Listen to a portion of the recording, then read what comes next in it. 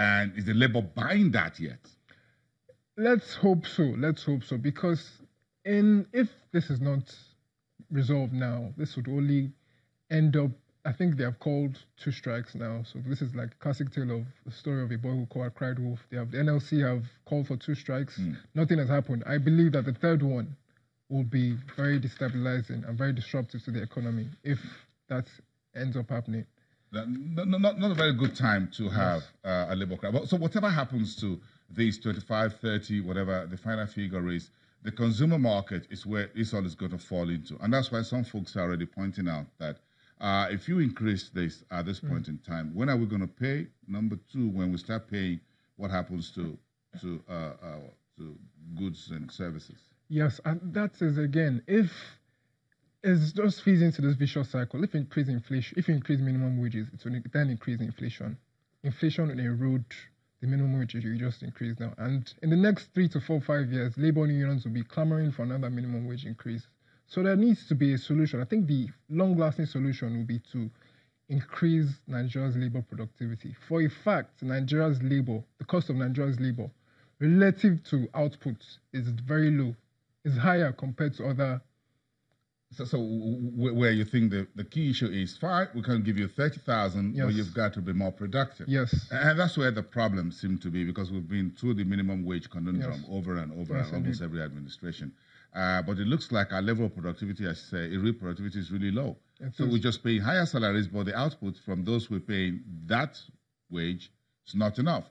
But it's a bit of a big argument, even if 30,000 naira will be enough in today's exchange rate, naira value, inflation, what have you, and all of that. So I'm sure this conversation is not over yet, as far as the minimum wage is concerned. What else is making the headlines? I'm interested in the Arabic gum business. Maybe despite all the problems we have on our hands, I'll be able to do some business locally, since my raw material is domestic and local. Is there anything in there for those who are entrepreneurs who think, well, times are hard, but tough times never last, only tough people do? Yes, indeed. I think gum Arabic is becoming more popular with farmers today. But however, there are a bit of drawbacks. Number 1, the planting to maturity phase is 5 years, which is a very long time for farmers. Secondly, most of the production so aren't farmers supposed to be patient people? Because you can't do farming like you're selling newspapers in Lagos vehicular traffic. Yes, but people want their money quickly. People they don't want to invest in the process. They just want the results quickly. So that's the problem. And secondly, another problem is that most of the farming is done in the northeast area, which has been riddled by insecurity. So that's another challenge. But overall, I think the industry is on the up globally. I think about 100,000 tons. The industry is worth $320 million per annum. Nigeria is actually the third largest West African producer, the third globally. And funny enough, the gum Arabic is used for a variety of products. It's used to make your chewing gum. For our smokers, it's used to make the rolling papers in the cigarettes. And interestingly enough, it's also used to make, it's also an admixture in cement production. So we find companies like Dangote Cement, companies like Flour Mill Nigeria, companies like FMN using gum Arabic. So has a variety of uses. Okay, let's finish off with the global soft commodity space. Was with my wheat, my grains, and sugar.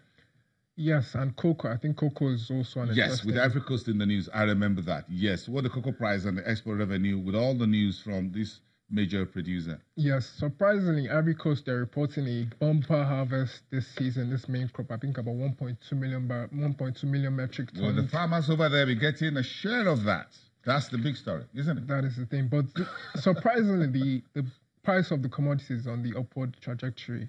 I think demand for that commodity is still holding strong from last year till now. We're seeing cocoa grinding, which is a proxy for cocoa demand. Cocoa grinding is increasing across the world, in Europe, in North America, in Asia. So the demand for cocoa butter, which is a key ingredient of chocolate, is increasing. So that is why prices are higher right now. And of course, higher cocoa prices means is positive for Nigeria's physical and external revenue.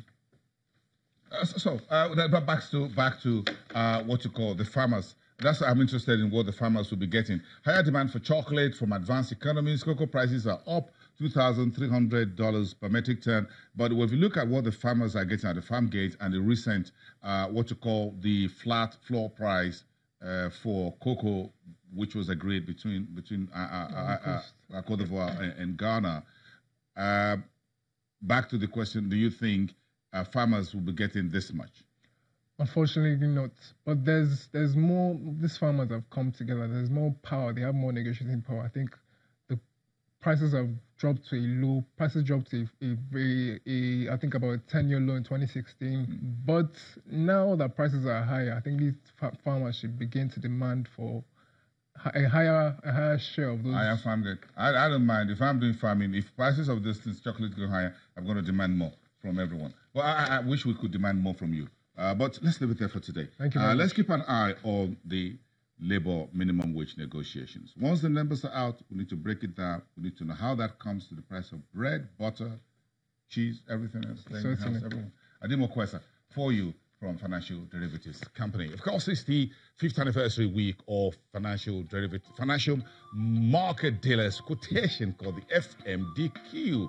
This is one very unique organization that made its appearance 5 years ago on Nigeria's market street and holding the country up when it comes to debt in the currencies markets. A bit of this conversation when we come back. You're watching Business Morning.